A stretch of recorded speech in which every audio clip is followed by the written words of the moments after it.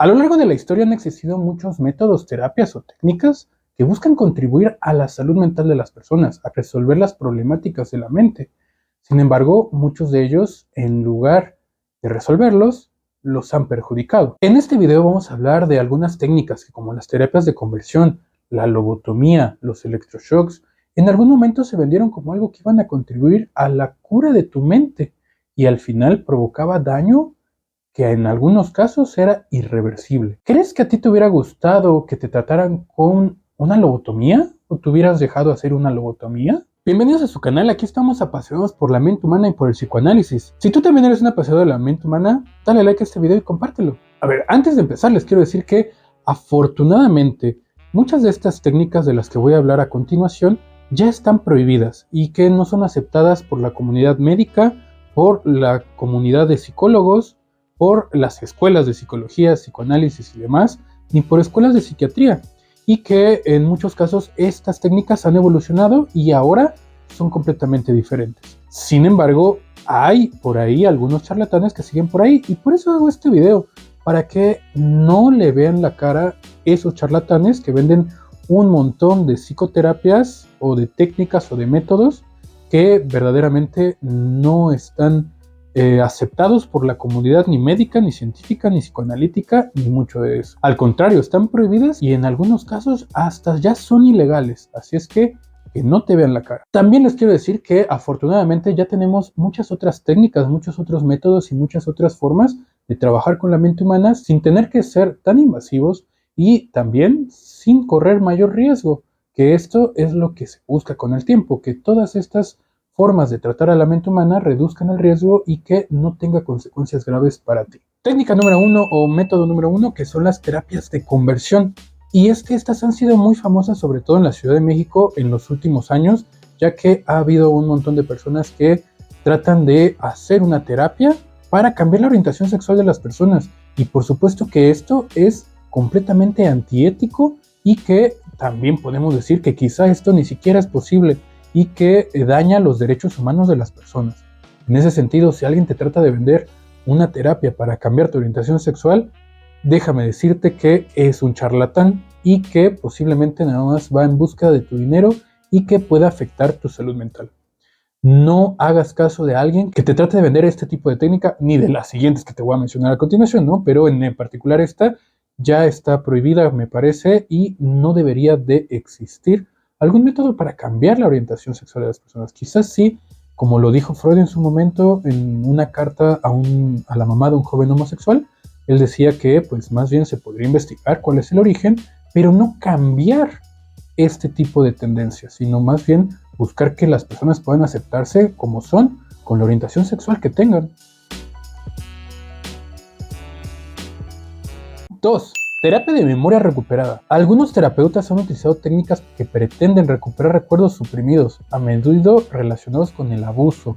Y en este sentido, estas terapias han sido objeto de críticas, ya que los recuerdos recuperados pueden ser inexactos, inclusive falsos. Así que si alguien te trata de vender una terapia para recuperar una memoria que a lo mejor ni siquiera tienes, yo desconfiaría de esa persona y que más bien vayas con un terapeuta profesional que ocupe alguna de las técnicas ya establecidas que pues verdaderamente pueden funcionar. Cualquiera de ellas, pero que tenga que ver más con una corriente psicoanalítica, una corriente cognitivo-conductual, Gestalt o algo que verdaderamente ya tiene años de trabajo y no algo que se invente. Así que desconfía de aquellas personas que te traten de vender esto como parte de una terapia espiritual.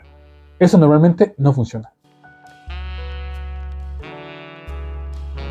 Punto número 3, psicoquinesis. Y es que este método está un poco de moda en la actualidad con este tipo de boom que hay en la Ciudad de México con respecto a terapias espirituales. Y es que con este tipo de métodos se pretende usar energía psíquica para tratar tu salud mental. Y pretendían influir tu comportamiento a través de esa energía que ellos podrían tener. Pero a mí esto me suena más a charlatanería que algo que oficialmente pueda contribuir a tu mente. Y a pesar de que esto esté de moda, yo creo que hay que desconfiar mucho de aquellos guías espirituales que tienen poderes kinestésicos o poderes energéticos para curar tu salud mental. Al final lo que se busca siempre es un trabajo mucho más profesional y mucho más sostenido por conocimiento. Y que estos procesos que tú vayas a emplear estén avalados precisamente por una comunidad de especialistas y no únicamente por los seguidores de tal brujo o bruja que podría manejar eso.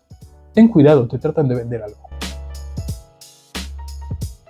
En el punto número 4, la terapia de regresión a otras vidas. Y es que, así como lo oyen, ya desde el nombre les puedo decir que estas prácticas que hacen alusión a vidas pasadas, que nada tiene que ver con esta, están totalmente fuera de lugar en las organizaciones de la salud o las comunidades médicas o las comunidades psiquiátricas o las comunidades de psicólogos o psicoanalistas. Porque estas vidas pasadas me parece que es más una farsa que algo que pueda ser real, algo que van más a la especulación que algo comprobable o algo que verdaderamente pueda funcionar y que se pueda trabajar con tu mente. No hay forma de comprobar que esto pueda ser real o que esto pueda tener algo constatable o algo que pues verdaderamente tenga algo por qué ser trabajado. Y en dado caso de que haya una similitud, yo me pregunto que estas personas que pensarán, vamos a trabajar con la vida pasada y no vamos a trabajar con lo que se vive en esta vida, como si no fuera suficiente trabajar con lo que ya tenemos. En ese sentido, no es suficiente con lo que ya nos tocó vivir en esta vida como para pensar en lo que vivimos en vidas pasadas. En ese sentido, no tenemos ya suficiente que trabajar. Yo creo que primero tendremos que trabajar con lo que vivimos en esta vida y después pensar, si bien nos va, si terminamos de trabajar con lo que nosotros tenemos de nuestra propia existencia actual, para después considerar a ver si hay algo de la vida pasada. No, bueno, yo no lo consideraría ni siquiera que hay algo en la vida pasada, pero bueno, primero trabaja con lo que tienes actualmente y ya luego vete a vidas pasadas si es de tu elección. Punto número 5, la lobotomía. Y es que a principios del siglo pasado, este era un método muy ocupado y muy empleado en hospitales psiquiátricos. Y es que pues este método constaba en abrirte la cabeza y sacarte o extraer parte de tu lóbulo frontal, y que esto era parte de la cura. Pero evidentemente este era un trabajo o esto era un método muy invasivo y que se termina abandonando, evidentemente porque podría tener efectos contraproducentes hacia tu propia mente y que estos efectos secundarios, pues por supuesto que eran bastante graves, a veces peor que la propia enfermedad y que pues al final pues yo no lo vería como una cura, sino más bien como un abuso hacia las propias personas. Evidentemente fue muy controvertido y se abandonó afortunadamente y se prohibió. Sin embargo, en esos momentos era lo que había para tratar. Y qué bueno que ya no son esos tiempos y qué bueno que ya cuando vamos a terapia ya no nos tienen que abrir el cerebro, sino más bien podemos trabajar a partir de métodos fiables como podría ser cualquier tipo de corriente psicológica ya establecida. Punto número 6, psicoterapia no ética. Y hablando de técnicas psicológicas o técnicas o las corrientes psicológicas que ya tenemos, pues les puedo decir que pues evidentemente hay un buen trabajo que hacer desde esta perspectiva. A mí me parece lo más fiable, sobre todo desde el psicoanálisis con un psicoanalista profesional. Yo creo que es de las mejores técnicas para trabajar con la mente humana. Sin embargo, desafortunadamente, no está tan bien legislado este tema y hay muchos charlatanes que se hacen pasar por psicoterapeutas profesionales cuando verdaderamente no lo son. Y hay muchos que se han hecho pasar por psicoanalistas cuando ni siquiera terminaron su licenciatura o se venden como cualquier otro tipo de corriente psicológica, gestal, cognitivo-conductual, cuando no han terminado ni siquiera sus estudios. Y eso sí me parece algo que puede ser aterrador, ya que no tienen una base o un respaldo en dónde estar. En ese sentido, yo creo que siempre es importante acudir con alguien de confianza, alguien profesional, alguien reconocido y recomendado, y no únicamente con aquella persona que sin terminar sus estudios ya puso su consultorio o inclusive ni siquiera estudió, pero se vende como psicoterapeuta. Yo pienso que es importante que vayas con alguien que sí sea confiable y no con alguien que ni siquiera con carrera profesional o sin la experiencia, sin el estudio, pone su consultorio y ya sin especialización, sin nada, ya se pone a trabajar. Y yo creo que ahí también tenemos una problemática bastante fuerte dentro de los terapeutas que hay.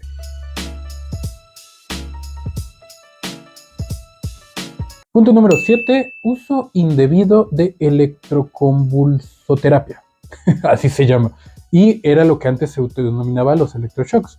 Y este es uno de los puntos más controversiales de esta lista, debido a que actualmente todavía está en uso, pero de una manera diferente a lo que se imaginan o lo que te enseñaron en las películas. Porque sí, antes se usaba de manera indiscriminada y para tratar cualquier cosa, y por supuesto que tenía consecuencias muy graves. Sin embargo, en la actualidad es un método mucho más especializado, mucho más estudiado, que para problemáticas muy graves se siguen empleando, sobre todo para la depresión más grave que pueda haber cuando ya las personas están en estado catatónico. Ahí sí se llega a aplicar todavía la electroconvulsoterapia. Y al final del día yo creo que es uno de los métodos que podrían funcionar ya en un estado muy grave de las personas.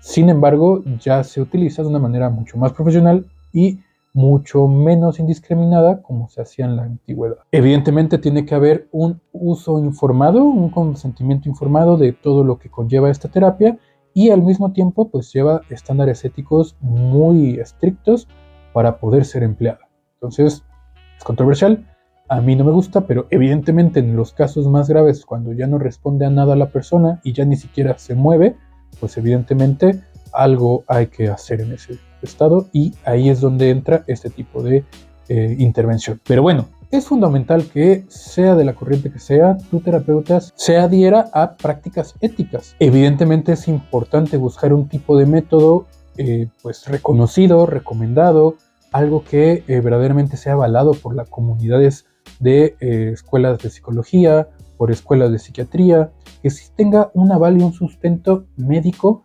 o psicológico o psicoanalítico importante.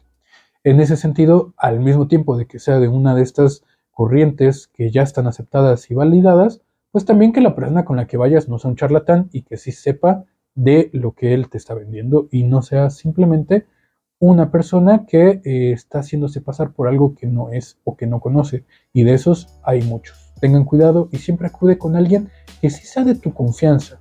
Evidentemente, si no tienes a nadie o no conoces a algún terapeuta de buena calidad, puedes acercarte a mí, yo te puedo recomendar alguno. Pero bueno, llegaron hasta acá, les agradezco mucho. Suscríbanse, déjenme un comentario, déjenme qué opinan, cuál es la que les dio más miedo, cuál es la que les causó más repulsión de todos estos métodos. Realmente a mí me costó mucho hacer este video, evidentemente por esto. Pero bueno, continuamos la siguiente semana con un nuevo video. Recuerda que quien trabaja con su mente enfrenta sus deseos.